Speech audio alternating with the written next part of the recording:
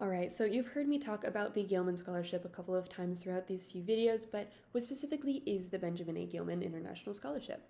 Well, it's a scholarship for undergraduate students who are Pell eligible. So you must be a recipient of the federal Pell Grant.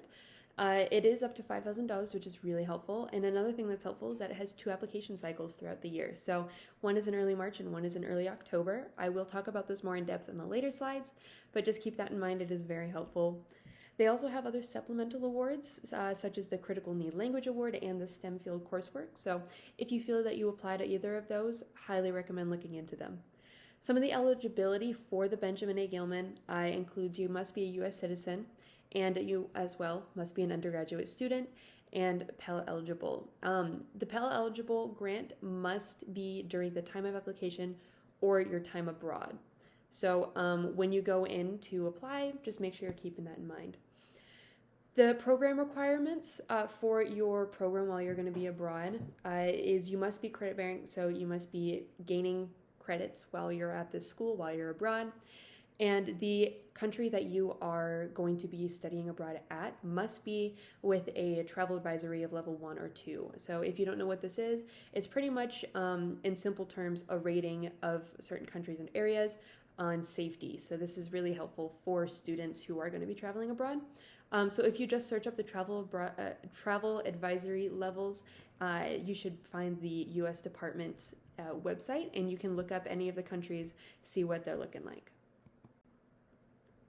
So after you have confirmed your eligibility for the Gilman, there are a couple application requirements. The first one is on your part, confirming your program information as well as submitting an unofficial transcript.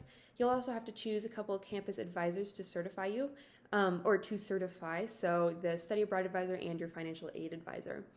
On the advisor side, they'll have to go through a little advisor certification. So the study abroad advisor will have to verify your program information, including the total costs, as well as confirming that you are simply a student within good academic standing at your home school, so here at WSU. The financial aid advisor, they are there to simply verify that you are a recipient of the Pell Grant or have a financial aid status that allows you to receive financial aid. The one big thing to remember about the Gilman is that when you are applying, you have to have advisor certifications. If you don't, then they will not consider your application. So, like I mentioned earlier, there are a couple different application cycles for the Gilman, which is really helpful. The first one in March 2026. This one opens in January 26, and these are for programs that you'll be abroad in for May 1st, 26 to April 30th, 27. So that's that window for the Gilman 26 cycle. This one, the deadline for 26 is Thursday, March 5th, and applicants will be notified with a decision in May of that year. The October 26 cycle opens in August, and this one is for programs starting between December 1st, 26 and October 30th, 27. The deadline for this one is that first week of October in 26, and applicants will then be notified of a decision in December.